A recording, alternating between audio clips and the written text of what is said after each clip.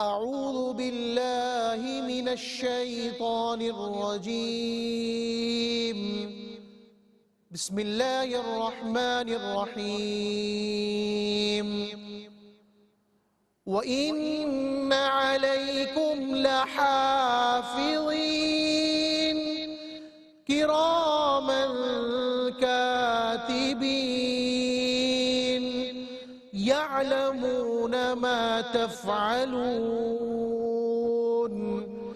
إن الأبرار لفي نعيم وإن الفجار لفي جحيم يصلونها يوم الدين وما هم عنها بغائبين.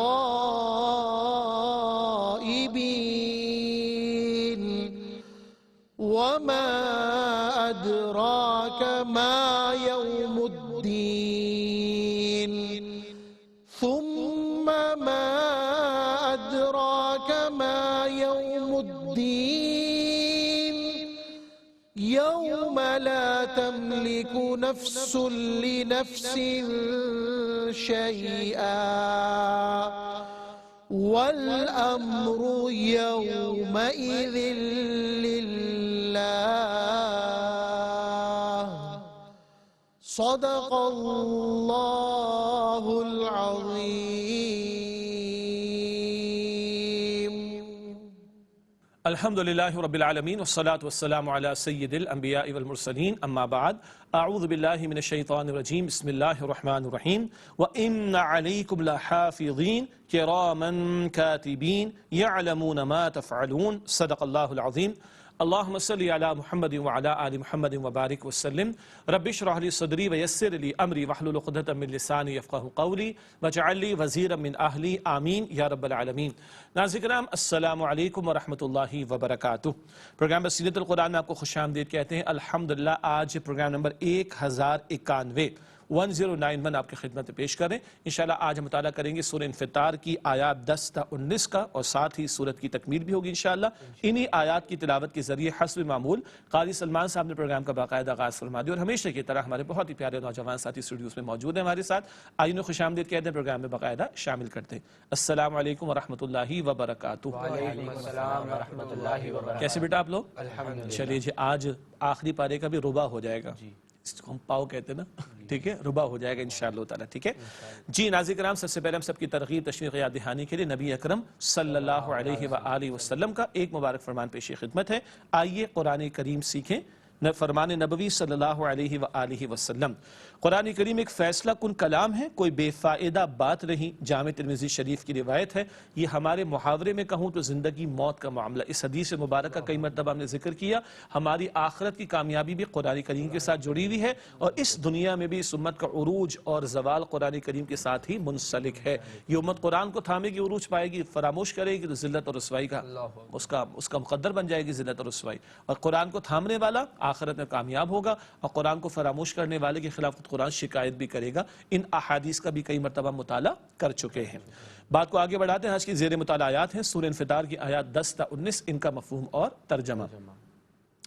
حالانکہ بے شک تم پر نگران مقرر ہیں جو بہت عزت والے لکھنے والے ہیں, وہ جانتے ہیں جو تم کرتے ہو. بے شک نیک لوگ یقیناً بڑی نعمت میں ہوں گے اور بے شک نافرمان لوگ یقیناً بھڑکتی ہوئی آگ میں ہوں گے. وہ اس میں بدلے کے دن داخل ہوں گے اور وہ اس سے غائب ہونے والے نہیں ہیں. اور تم کیا جانو بدلے کا دن کیا ہے, پھر تم کیا جانو بدلے کا دن کیا ہے, جس دن کوئی جان اختیار نہ رکھے گی کسی جان کے لیے کچھ بھی, اور اس دن حکم صرف اللہ کا ہوگا. یہ سورہ انفطار کی آیات 10 اور 19 کا مفہوم ترجمہ ہوا. تشریح کی طرف چلنے سے پہلے آپ کو پتہ ہے کہ ربط آیات اور تعارف اور تجزیہ ہم آپ کی خدمت میں پیش کرتے ہیں. تو ربط آیات کی طرف چلتے ہیں. جی بیٹا وہ کیا ہوتا ہے؟ گزشتہ آیت اور آج کی زیر مطالعہ کا باہمی تعلق. ماشاءاللہ کیسا کورس کے انداز میں یاد ہو گیا نا. آخری سورۃ الناس تک چلے گا انشاءاللہ تعالی, کبھی بھولیں گے نہیں آپ انشاءاللہ. ٹھیک ہے جی. ناظرین کرام ربط آیات کے حوالے سے پہلی بات, گزشتہ آیت میں انسان کا قیامت کو جھٹلانے اور اعمال کی جزا و سزا سے غافل ہونے کا ذکر تھا. اب ہر انسان کے ساتھ اعمال درج کرنے والے فرشتوں کے مامور ہونے کا ذکر ہے۔ پہلے جھٹلانے والوں کا ذکر تھا، بتایا جا رہا ہے تم لاکھ جھٹلاؤ، تمہارے اعمال تو لکھے جا رہے ہیں اور فرشتے مقرر ہیں، ان فرشتوں کا ذکر آ رہا ہے۔ تعارف کی طرف چلتے ہیں، جو باتیں تفصیل سے تشریح میں آتی ہیں ان کا ایک خاکہ یا آؤٹ لائن۔ ٹھیک، خاکے اور آؤٹ لائن کو ہم تعارف کے ذیل میں بیان کرتے ہیں۔ پہلی بات اس حوالے سے اللہ تعالیٰ کی طرف سے ہر انسان کے ساتھ فرشتے مقرر ہیں جو اس کے اعمال کی نگرانی کر رہے ہیں۔ کہاں بیٹھے ہوئے؟ یہ دونوں، ان پر آج بات ہو رہی سورہ انفطار میں، ٹھیک ہے۔ اگلا نقطہ، روز قیامت نیک لوگ اللہ تعالیٰ کی نعمتوں میں مسرور ہوں گے، سرور پا رہے ہوں گے، اللہ تعالیٰ ہمیں ان میں شامل فرمائے۔ اگلا نقطہ تعارف کے دل میں، روز قیامت کوئی انسان کسی دوسرے انسان کی مدد نہ کر سکے گا اور کل اختیار صرف اللہ تعالیٰ کا ہوگا۔ اللہ اکبر۔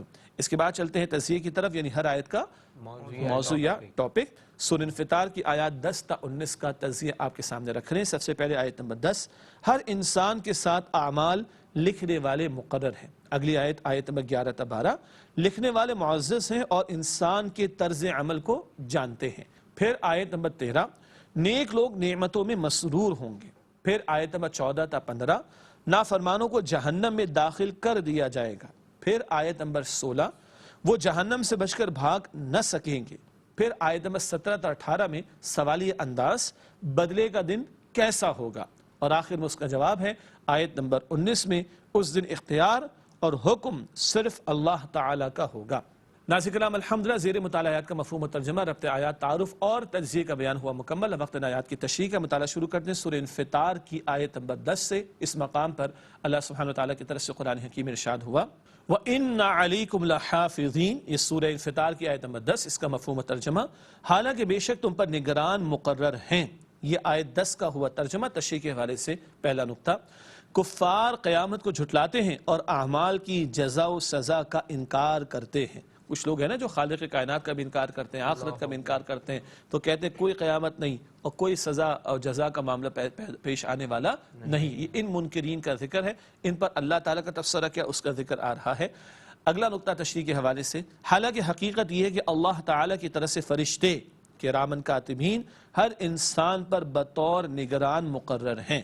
یہ کرامن کاتبین کے الفاظ اگلی آیت میں آ رہے ہیں، تو چلتے ہیں اگلی آیت کی طرف، سورہ انفطار کی آیت نمبر 11۔ کرامن کاتبین، یہ سورہ انفطار کی آیت 11، یہ الفاظ خود قرآن کے اور ہم سب کو یاد بھی ہیں۔ اس کا مفہوم و ترجمہ، جو بہت عزت والے لکھنے والے ہیں۔ یہ آیت 11 کا ترجمہ، تشریح میں ایک ہی مختصر نقطہ، جو انتہائی معزز ہیں اور انسان کے ہر قول اور فعل کو لکھ لیتے ہیں۔ یہ ہے وہ بات جو اللہ تعالیٰ نے اس مقام پر بھی اور دیگر مقامات پر بھی بیان فرمائی۔ پہلی بات تو یہ ہے، بہت سے لوگ کہتے ہیں کہ اس کا پروف دیجئے، ہمیں ثابت کر کے دکھائیے، ہم دیکھیں گے تو مانیں گے۔ یہ بہت اہم نقطہ ہے سمجھنے کا، ٹھیک ہے۔ لوگ کہتے ہیں انگریزی میں ہمیں بڑی انگریزی پڑھائے گی جی، سینگ از بلیونگ، ہاں جو نظر آتا ہے اسی کو مانیں گے۔ او بھائی، اللہ تعالیٰ کو دیکھا ہے؟ نہیں۔ قرآن حکیم کو نازل ہوتے ہوئے دیکھا ہے؟ جبریل امین کو آتے ہوئے دیکھا ہے؟ ہم نے کیا محمد مصطفیٰ کریم علیہ السلام کو دیکھا ہے؟ ہم نے کیا جنت کو دیکھا ہے؟ ہم نے کیا جہنم کو دیکھا ہے؟ سب کو مانتے ہیں نا؟ کس بنیاد پر مانتے ہیں؟ ہم کہیں ٹیسٹ کر سکتے ہیں ان چیزوں کو؟ Can we physically verify these things یا these personalities? We cannot. کیا جنت کو ہم ٹیسٹ کر سکتے ہیں کسی لیبارٹری میں؟ ہاں، ناسا کی شٹل نے جا کے بتایا کیا مجھے اور آپ کو؟ کس بنیاد پر مانتے ہیں؟ اس بنیاد پر مانتے، تصدیق بما جاء به النبی صلی اللہ علیہ وسلم، ہر وہ خبر جو محمد مصطفیٰ صلی اللہ علیہ وسلم نے دی ہے اس کی ہم تصدیق کرتے ہیں، یہ ہمارا ایمان ہے۔ ہم نے اللہ کو نہیں دیکھا، ہم نے جنت کو نہیں دیکھا، ہم نے جہنم کو نہیں دیکھا، ہم نے قبر کے معاملات کو نہیں دیکھا، محمد مصطفیٰ علیہ السلام نے بتایا ہے تو ہم مانتے ہیں۔ یہ ہمارے ایمان کی بنیاد ہے۔ سمجھ آ رہی ہے بیٹا؟ تو یہ فرشتے کسی لیبارٹری میں ان کو دیکھا نہیں جا سکتا، کہیں کو ٹیسٹ نہیں کیا جا سکتا، کہیں کو فزیکلی ویریفائی نہیں کیا جا سکتا۔ ہم کس بنیاد پر مانتے؟ قرآن میں اللہ نے ذکر فرمایا۔ قرآن کو کیوں مانتے؟ محمد رسول اللہ نے بتایا صلی اللہ علیہ وآلہ وسلم۔ یہ ہمارے ایمان کی بنیاد ہے۔ تو سب کو جو نہیں نظر آتا اس کو تو مانتے ہیں۔ ہمارا ایمان شروع کہاں سے ہوتا ہے؟ الذین یؤمنون بالغیب، جو غیب پر ایمان رکھتے ہیں۔ ہاں، ہم نے کیا رٹے لگائے انگریزی میں؟ سینگ از بلیونگ، جو نظر آئے گا اس کو مانیں گے۔ دیکھا ہے نازل ہوتے ہوئے؟ میں دوبارہ نہیں دوہرا رہا سوالات کو۔ جنت کو، جہنم کو نہیں دیکھا، قرآن کے نزول کو نہیں دیکھا، جبریل امین کو نہیں دیکھا، کرامن کاتبین کو نہیں دیکھا۔ کیوں مانتے؟ قرآن نے بتایا۔ کیوں مانتے؟ محمد مصطفیٰ نے بتایا صلی اللہ علیہ وآلہ وسلم، اس لیے مانتے۔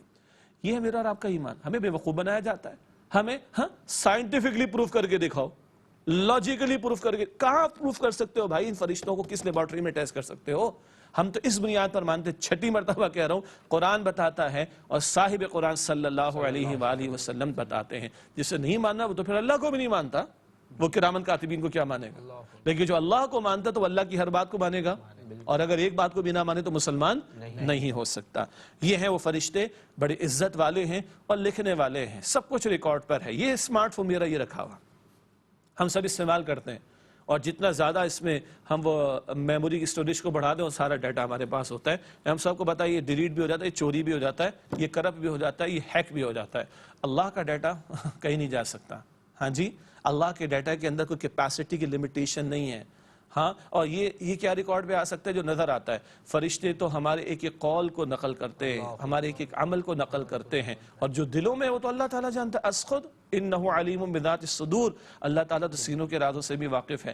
یہ کیمرہ میرے سامنے لگا ہوا ہے، یہ آپ کو مجھے میرا یہ ظاہر دکھا سکتا ہے، میرا باطن تو نہیں دکھا سکتا، میرا باطن تو ریکارڈ نہیں کر سکتا نا۔ ایک ایک بات تو میں کچھ دیر کے لیے اسٹوڈیوز میں آتا ہوں، ریکارڈنگ کراتا ہوں، اس کے بعد تو ریکارڈنگ اس کیمرے پر نہیں ہے۔ میرے رب نے جو انتظام کر رکھا ہے وہ ہر وقت ریکارڈنگ ہو رہی ہے۔ nothing can be deleted, nothing can be unrecorded۔ کوئی چیز نکل نہیں سکتی اور کوئی چیز ریکارڈ ہونے سے رہ نہیں سکتی۔ اللہ تعالی ہم سب کو یقین عطا فرمائے۔ اگلی آیت ہے سورہ انفطار، آیت نمبر 12، یعلمون ما تفعلون، اس کا ترجمہ وہ جانتے ہیں جو تم کرتے ہو۔ آسان ترجمہ، تشریح کی طرف چلتے ہیں، مختصر نقطہ، وہ ہر انسان کے اعمال کو جانتے ہیں، سب کچھ ریکارڈنگ پر ہے۔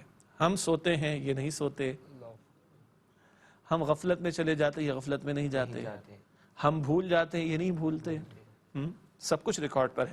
پھر احادیث مبارکہ میں تفصیلات بھی آتی ہیں، اللہ کی شان کریمی بھی ہے۔ نیکی کرتے ہیں، ارادہ کرتے ہیں، فوراً لکھتا ہے۔ بدی کرتے ہیں، حدیث میں آتا ہے اس کو کہتا ہے بھائی رک جا تھوڑا، شاید رک جائے، ابھی سے بدی کا ارادہ کیا نا، بدی کا ارادہ کرتے ہوئے فوراً نہیں لکھتا لیفٹ والا، ہاں یہ رائٹ والا کہتا ہے ہولڈ تھوڑا رکو بھائی، ہو سکتا ہے رک جائے، اور اگر کر جاتا ہے تو یہ کہتے ہیں ایک ہی لکھنا بھائی، ہاں ایک بدی کی تو ایک ہی بدی لکھی جائے گی، اور نیکی کا کم از کم اجر کتنا ہوتا ہے؟ 10 گنا۔ سبحان اللہ۔ اور کیا ہوتا ہے؟ اگر گناہ کیا ہے تو ایک ہی گناہ لکھا گیا، اور اگر توبہ کر لے تو چلو بھائی صاف کر دو۔ سبحان اللہ، اللہ کی شان کریمی، ٹھیک ہے، لیکن ان ریکارڈڈ کچھ نہیں، رکتا بچتا کچھ نہیں ہے۔ یعلمون ما تفعلون، وہ جانتے جو تم کرتے ہو۔ اگلی آیت سورہ انفطار کی آیت نمبر 13، اب نتائج کا بیان، پہلے ریکارڈنگ کا بیان، اب نتائج کا بیان۔ آیت نمبر 13 میں اللہ تعالیٰ نے ارشاد فرمایا اس مقام پر، ان الابرار لفی نعیم، اس آیت کا مفہوم ترجمہ، بے شک نیک لوگ یقیناً بڑی نعمت میں ہوں گے۔ یہ آیت نمبر 13 کا ترجمہ ہوا۔ تشریح کا ایک ہی مختصر نقطہ، بلا شبہ روز قیامت اطاعت شعار نیکوکار اللہ تعالیٰ کی نعمتوں میں مسرور ہوں گے۔ اطاعت شعار یعنی جن کا طرز عمل ہی اطاعت کرنے والا ہے، فرم برداری اختیار کرنے والا ہے، اللہ تعالیٰ کے احکامات کی پاسداری کرنے والا ہے، وہ نیکوکار نیک عمل کرنے والے کہاں ہوں گے؟ جنت میں اللہ کی نعمتوں میں مسرور ہوں گے، سرور پا رہے ہوں گے۔ اللہم ربنا جعلنا منہم، اے اللہ ان لوگوں میں ہمیں شامل فرما جو آج اطاعت کرنے والے۔ ہاں خطا ہو سکتی ہے، خطا ہو جائے تو کیا کرو بھائی؟ توبہ کرو، لیکن رخ زندگی تو سیدھا رکھو کہ اللہ اور اس کے رسول علیہ السلام کے احکامات کی اطاعت کرتے رہو، تو کل جنت کی نعمتوں میں سرور کے ساتھ اللہ سبحانہ وتعالی رکھے گا۔ اللہم انا نسألک جنت الفردوس، اے اللہ ہم تجھ سے جنت الفردوس کا سوال کرتے ہیں۔ ناظرین کرام ایک وقفہ لیتے ہیں، اس کے بعد مجرمین کا بیان آ رہا ہے، وہ ذکر وقفے کے بعد آپ کے سامنے رکھیں گے۔ السلام علیکم ورحمۃ اللہ وبرکاتہ۔ السلام علیکم ورحمۃ اللہ وبرکاتہ۔ ناظرین کرام پروگرام بصیرت القرآن میں آپ کو خوش آمدید کہتے ہیں۔ اگلی آیت کا مطالعہ شروع کر رہے ہیں، سورہ انفطار کی آیت نمبر 14، ارشاد ہوا وَإِنَّ الْفُجَّارَ لَفِي جَحِيمٍ، اس آیت کا ترجمہ ہے اور بے شک نافرمان لوگ یقیناً بھڑکتی ہوئی آگ میں ہوں گے۔ یہ آیت نمبر 14 کا ترجمہ مختصر ایک ہی نقطہ تشریح میں، اور نافرمان یقیناً جہنم میں ہوں گے۔ اللہم اجرنا من النار، اے اللہ ہم سب کو جہنم کی آگ سے محفوظ فرما۔ پچھلی آیت میں نیک لوگوں کا ذکر تھا، ان کا ٹھکانہ جنت میں، اب نافرمان مجرم منکرین حق باطل پر رہنے والے ان کا ٹھکانہ جہنم کی آگ میں۔ اگلی آیت ہے سورہ انفطار کی آیت نمبر 15، یصلونہا یوم الدین، اس کا ترجمہ وہ اس میں بدلے کے دن داخل ہوں گے۔ یہ آیت 15 کا ترجمہ ہوا۔ سادہ سا نقطہ تشریح کے والے سے پہلا، اپنے اعمال کی پاداش میں انہیں جہنم میں ڈال دیا جائے گا۔ اگلا نقطہ ہے تشریح میں، کیونکہ وہ دن فیصلے کا دن ہوگا۔ آج عمل کا موقع ہے، جو چاہو سو کرو، کل فیصلے کا دن ہوگا، اور اہل جہنم کا ذکر کر دیا گیا، ان کے کرتوتوں کی وجہ سے جہنم کی آگ میں ان کو ڈالا جائے گا، اور وہ فیصلے کا دن ہوگا۔ دنیا عمل کا موقع ہے، ایگزامینیشن ہال ہے، اور آخرت نتائج کا موقع، وہ ریزلٹ ڈے ہوگا، یہ نتائج ہمارے سامنے آ رہے ہیں۔ اس کے بعد سورہ انفطار کی آیت نمبر 16، وَمَا هُمْ عَنْهَا بِغَائِبِينَ، اس کا مفہوم ترجمہ، اور وہ اسے غائب ہونے والے نہیں ہیں۔ یہ ترجمہ ہوا آیت نمبر 16 کا، تشریح میں ایک ہی نقطہ، روز قیامت اہل جنت جنت سے اور اہل جہنم جہنم سے غائب نہیں ہوں گے۔ کیا مراد؟ جنت والے نعمتوں ہی نعمتوں میں ہوں گے اور ہمیشہ جنت کی نعمتوں میں رہیں گے، اور جہنم والوں کو بچنے کا موقع نہیں ہوگا۔ دنیا میں تو آپ کو پتا ہے نا، جیلیں بھی توڑ دی جاتی ہیں، بم بلاسٹ کر کے جیل سے قیدی نکال کے لے جاتے ہیں لوگ۔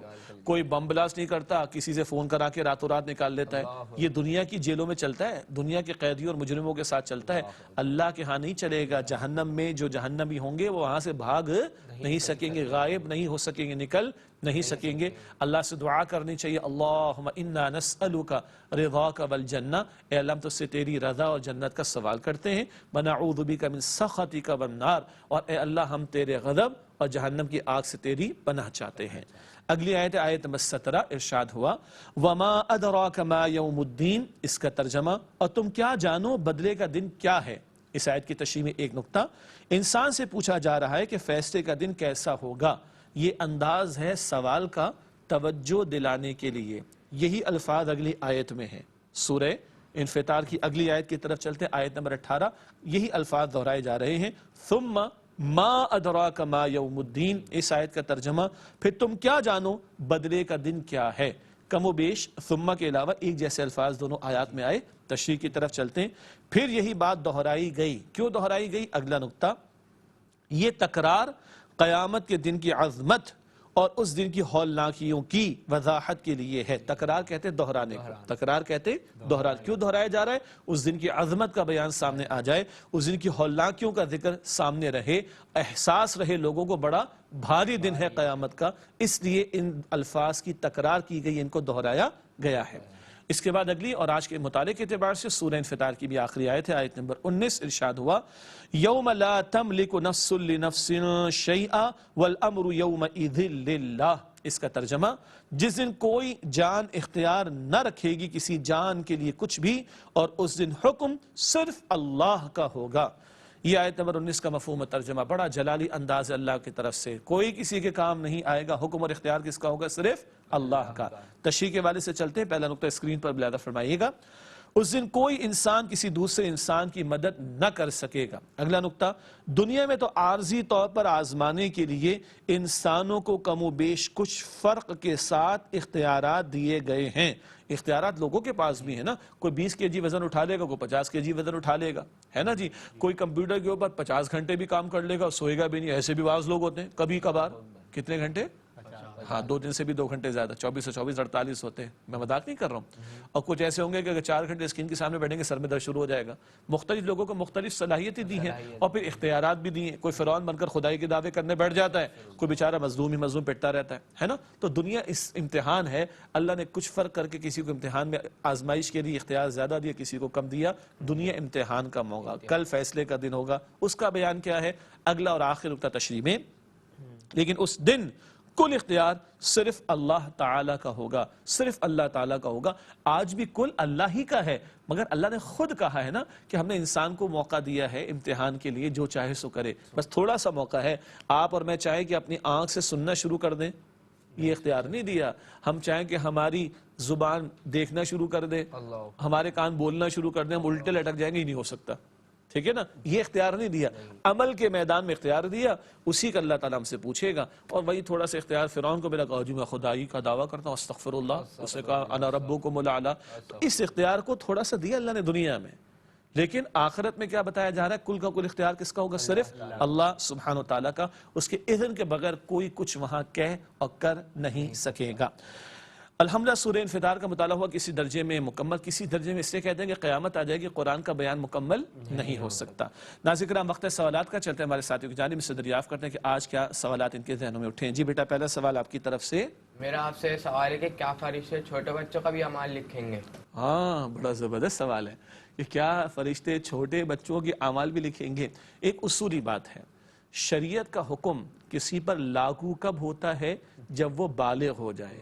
پڑھا ہوگا آپ نے، بھائی شریعت کے احکامات کس پر لاگو ہوتے ہیں؟ عموم کے اعتبار سے بتایا جاتا ہے، مسلمان ہو، عاقل ہو اور بالغ ہو، مسلمان ہو، عاقل ہو اور بالغ ہو۔ اس کی اپنی جگہ تفصیل ہے۔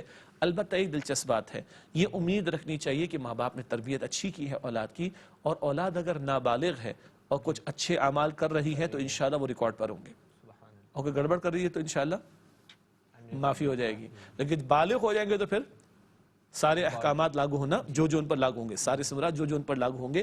جب بالغ ہوں گے تو احکامات لاگو ہونا شروع ہو جائیں گے۔ تو امید کیا رکھی جائے؟ جو بچے چھوٹے ہیں، ماں باپ نے تربیت اچھی کی ہے، تو اگر وہ اچھے اعمال کریں گے تو وہ ریکارڈ پر رہیں گے انشاءاللہ تعالی۔ کو خطا کریں گے تو ان کے لیے معافی کا معاملہ ہے۔ ٹھیک ہے بیٹا؟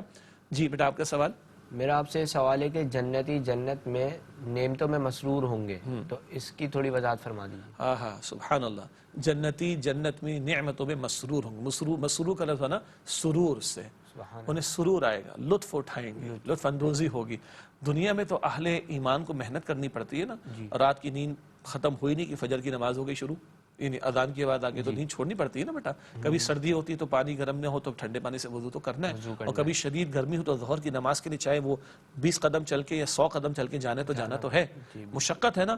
دنیا میں مشقتیں ہیں، جنت میں سرور ہی سرور ہوگا، وہاں مزے ہی مزے ہوں گے، وہاں کام نہیں ہوگا، بلکہ وہاں کام انگلش والا ہوگا، CALM، کام کام کام کول، سمجھے کام کول، سمجھے نا انگلش والا۔ تو دنیا میں مشقت ہے، جنت میں لطف ہے، سرور ہے۔ جس قدر وہ اللہ کی نعمت استعمال کریں ان کو لطف آئے گا، مزہ آئے گا، اور ان مزوں میں، اس لطف میں کمی نہیں ہوگی۔ اکنامکس میں آپ نے پڑھا ہوگا مارجنل یوٹیلیٹی ہے نا، ایک گلاس آف واٹر ہے، شدید پیاس لگتی ہے، شدید گرمی ہو تو 2 گلاس بھی پی جاتا ہو، تیسرے گلاس پہ اس کی مارجنل یوٹیلیٹی کم ہو جاتی ہے، اب اس کا استفادہ فائدہ کم ہو جاتا ہے۔ تیسرے چوتھے گلاس کے بعد پیوں گا تو کیا ہوگا؟ پھر لیٹنا پڑے گا مجھے۔ سمجھ میں آ رہی ہے بات؟ تو ہم کہہ رہے ہیں کہ جیسے جیسے ایک چیز کی طلب ہوتی ہے، وہ طلب پوری ہو جاتی ہے تو اس کی طلب کم ہو جاتی ہے، اس کا لطف کم ہو جاتا ہے، اس کا مزہ کم ہو جاتا ہے۔ یہ دنیا کا مسئلہ ہے، جنت میں ایسا کوئی مسئلہ نہیں ہے۔ کھاؤ گے پیو گے، لطف ہی لطف ہوگا، لطف میں کمی نہیں ہوگی، سرور میں کمی نہیں ہوگی۔ اللہ سے کیا دعا کرنی چاہیے؟ اللہم انا نسألک جنت الفردوس۔ جی بیٹا آپ کا سوال؟ میرا آپ سے سوال یہ ہے کہ کیا قیامت کے دن ایک انسان دوسرے انسان کے بالکل کام نہیں آئے گا؟ ہاں بہت اچھا سوال ہے، کیونکہ اللہ تعالیٰ تو فرمان ہے کہ کوئی کسی کام نہیں آئے گا۔ بھائی کل اختیار کس کا ہے؟ اللہ کا۔ ہاں اللہ کا جب اختیار ہے تو اللہ چاہے تو کسی کو اجازت دے سکتا ہے۔ مثلا اللہ تعالیٰ انبیاء علیہ السلام کو اجازت دیں گے نا، شفاعت کریں گے، اور جن کے لیے کریں گے ان کے لیے اللہ بتا دے گا۔ ہر ایک کے لیے شفاعت نہیں ہوگی، جس کے لیے اللہ ورضی لہ قولا، اللہ فرماتے ہیں جس کے لیے اللہ پسند فرمائے گا۔ اور شفاعت کا سب سے بڑا حق کس کو عطا ہوگا؟ امام الانبیاء نبی مکرم علیہ السلام کو۔ اسی طرح اگر اولاد نیک ہے، ماں باپ بھی نیک ہیں، تو وہ گھبراہٹ میں نہیں ہوں گے، انشاءاللہ اللہ ان کو جنت میں جمع فرما دے گا۔ لیکن شرط کیا رہی؟ ایمان پر تو ہو۔ کافر کے لیے شفاعت تھوڑی ہے، ایمان والوں کے لیے شفاعت ہے۔ ایمان پر بھی ہو، ایمان کے تقاضوں پر بھی بندہ عمل کرے تو وہاں کی ہولناکیوں سے بھی بچیں گے، اور اللہ تعالیٰ اپنے عرش کے سائے میں بھی جگہ عطا فرمائے گا، اور اللہ تعالیٰ جنت میں بھی جگہ عطا فرمائے گا۔ لیکن اختیار کل کس کا ہوگا؟ میں فلاں کے کام آ جاؤ، کوئی نہ اللہ کے اذن کے بغیر کچھ نہیں ہوگا، اللہ کی اجازت کے بغیر کچھ نہیں ہوگا، اللہ کی اجازت سے ہوگا، شفاعت بھی ہوگی، اور اللہ کے حکم سے اللہ تعالیٰ نیک والدین کو، نیک اولاد جو ہوگی ان کو ایمان والے والدین، ایمان والی اولاد ان کو جنت میں جمع بھی فرما دے گا۔ ٹھیک ہے بیٹا؟ تو محنت کرنی ایمان کے اور ایمان کے تقاضوں پر عمل کی انشاءاللہ۔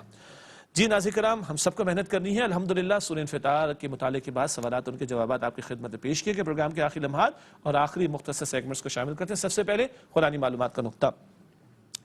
سورۃ المعارج میں وقوع قیامت، منکرین کی صفات، اہل ایمان کے اوصاف اور کفار کے لیے تنبیہ کا ذکر کیا گیا ہے۔ یہ کئی باتیں سورہ معارج 29 پارے میں، قیامت کا واقع ہونا، انکار کرنے والوں کی صفات، سچے پکے ایمان والوں کی عمدہ اوصاف، اور کفار کے لیے تنبیہ اور عذاب کی وعید کا ذکر سورہ معارج میں کیا گیا ہے۔ حاصل مطالعہ کی طرف چلتے ریکیپ یا خلاصہ۔ ٹھیک ہے، 3 باتیں آج بھی اس حوالے سے۔ پہلی بات، انسان کے اعمال لکھنے والے فرشتے انتہائی معزز ہیں، بڑا عزت اور اکرام ان کو عطا ہوا ہے اللہ کی طرف سے، جو اعمال لکھنے پر مأمور ہیں۔ اگلا نقطہ حاصل مطالعہ میں، انصاف والے دن برے لوگ اور نافرمانوں کو جہنم میں داخل کیا جائے گا، اللہ تعالیٰ جہنم کے عذاب سے ان سب کی حفاظت فرمائے۔ اور آخری نقطہ حاصل مطالعہ میں، روز قیامت کوئی انسان کسی دوسرے انسان کی مدد نہ کر سکے گا، اور کل اختیار صرف اللہ تعالیٰ کا ہوگا۔ اس کے بعد چلتے ہیں جائزے کی طرف، یعنی 3 سوالات ہیں میرے اور آپ کے، ہم سب کے جائزہ لینے کے لیے اور اپنی سیلف اسسمنٹ کرنے کے لیے. جی انکم ٹیکس ریٹرن تو سب لوگ خود ہی آج کل بھر رہے ہیں آن لائن. ہاں اپنا خود ہی اسیس کر رہے ہیں کہ کیا میرے ایسٹس ہیں، کیا میری لائبلٹی، کیا میرا نیٹ ورتھ ہے. ایسے ہی ہے نا. آئیے ذرا ہم بھی دیکھیں ہماری نیٹ ورتھ کیا چل رہی ہے کل کے اعتبار سے. کل سے مراد کیا ہے؟ آخرت. ہاں جی آئیے اپنا جائزہ لیں. پہلا سوال، کیا ہم ہر عمل کرنے سے پہلے اس کے اچھے یا برے ہونے پر غور کرتے ہیں؟ ہاں نتیجے کو سامنے رکھتے ہیں کہ یہ حرکت کر رہا ہوں تو یہ تو نہ ہو جائے گا، اور یہ کر رہا ہوں تو یہ تو نہ ہو جائے گا. تو عمل کرنے سے پہلے اس کے اچھے برے انجام کے تعلق سے غور کرتے ہیں یا نہیں؟ اگلا سوال، کیا ہم نیکوکاروں جیسا طرز عمل اپنا رہے ہیں؟ اللہ کے ہاں جنت کا وعدہ کن کے لیے؟ نیکوکاروں کے لیے ہے، مجرمین کے لیے نہیں ہے، احسان فراموشوں کے لیے نہیں ہے، نافرمانوں کے لیے نہیں ہے، سرکشوں کے لیے نہیں ہے، اللہ اس کے رسول علیہ السلام کے احکام کی خلاف ورزی کرنے والوں کے لیے نہیں. اللہ کے ہاں جنت کا وعدہ نیکوکاروں کے لیے. تو بن رہے نیک بن رہے. کچھ لوگ خیر 60 سال کے بعد بنیں گے. کیوں بھائی 60 سال سے پہلے موت آگے پھر کیا کرو گے؟ ہاں کچھ کہتے ہیں بڑے ہو جائیں گے پھر کریں گے، کچھ کہتے ہیں شادی ہو جائے گی پھر نہیں بنیں گے. او بھائی اللہ کے بندے ابھی موت آ جائے گی تو کیا جواب دیں گے؟ آج وہ کہتے ہیں نا now and never, just do it والی بات. سارے سلوگنز انگریزی میں سمجھ آ رہے ہیں دنیا کے لیے، جوتوں کے بارے میں، کپڑوں کے بارے میں، کلاسز کے بارے میں، اس کے بارے میں، اس کے بارے میں. اللہ کے بندے قبر کے بارے میں بھی تو سوچیں نا، اللہ کے سامنے پیشی کے بارے میں بھی تو سوچیں. اگلا سوال، کیا ہم اپنے اختیارات کا صحیح استعمال کر رہے ہیں؟ پچھلی نشست میں سوال تھا صلاحیتوں کے بارے میں، آج اختیارات کے بارے میں. اختیار اللہ نے نیکی کرنے کا بھی دیا، بدی کرنے کا بھی دیا، شکر گزار بننے کا بھی دیا، ناشکرہ بننے کا بھی. اب جو چاہے سو کریں. تو ہم اختیار کا کیسا استعمال کر رہے ہیں کل اس کا ہمیں جواب دینا پڑے گا. اللہ اکبر. آخری 2 باتیں پروگرام میں شامل کرتے ہیں. گزشتہ سوال کا جواب، سورہ انفال کی کس آیت میں ذکر ہے کہ رحمی رشتہ دار ایک دوسرے کے زیادہ حقدار ہیں؟ درست جواب ہے سورہ انفال کی آخری آیت، آیت نمبر 75، کہ اللہ تعالیٰ فرماتا ہے جو رحمی رشتہ دار وہ ایک دوسرے کے زیادہ حقدار ہیں. کیا مطلب؟ سارے مسلمان بھائی بھائی ہیں آپس میں الحمدللہ، لیکن جب کسی کا انتقال ہوتا ہے تو وراثت سارے مسلمانوں کو اگر ملنا شروع ہو جائے تو ایک ایک پہ حد نہ آئے گی کسی کے. صحیح ہے. تو اس طرح کے کئی معاملات ہیں کہ جس پہ زیادہ حق کس کا ہے؟ رحمی رشتہ داروں کا. تو درست جواب سورہ انفال آیت نمبر 75. آج کا سوال نوٹ کیجئے گا، سورہ توبہ کی آیات 1 تا 60 میں سے کس آیت میں مشرکین کو کلام الہی سنانے اور ان کے مقام امن تک پہنچانے کی تلقین کی گئی؟ یہ جنگی حالات کے ضمن میں بھی بڑی قیمتی ہدایت ہے، توجہ کیجئے گا. جنگی حالات کے ضمن، لیکن بڑا پیارا مقام ہے قرآن کا، تشریح کریں گے اگلے پروگرام میں جب سوال کا جواب دیں گے. سوال کا جواب آپ نے تلاش کرنا ہے. سورہ توبہ کی آیات 1 تا 60 میں سے کس آیت میں مشرکین کو کلام الہی سنانے اور ان کے مقام امن تک پہنچانے کی تلقین کی گئی ہے؟ درست جواب انشاءاللہ اگلے پروگرام میں آپ سے شیئر کریں گے. اسی کے ساتھ چاہیں گے اجازت سے کہ وقت اور پروگرام کا مکمل. آپ تمام ساتھیوں کا بہت شکریہ. اللہ تعالیٰ آپ کے اخلاص میں، علم، عمل میں ترقی عطا فرمائے. ناظرین کرام، ہم سب کو، ہماری پوری ٹیم کو، قاری صاحب کو، تمام تعاون کرنے والوں کو اور کیو ٹی وی کے انتظامیوں کو، تمام مسلمانوں کو اپنی دعا میں یاد رکھیے. اللہ سبحانہ و تعالیٰ ہم سب کو آخرت کا طلبگار بنا. اے اللہ ہمیں یقین دے کہ یہ 2 یہاں بیٹھے ہوئے ہیں اور اللہ اسی کو زیادہ لکھنے کی توفیق دے. اس کے لکھنے سے اللہ ہم سب کی حفاظت فرما، ہمیں جہنم کی آگ سے بچا اور ہم سب کو جنت الفردوس عطا فرما. آمین یا رب العالمین. وآخر دعوانا ان الحمدللہ رب العالمین. والسلام علیکم ورحمۃ اللہ وبرکاتہ.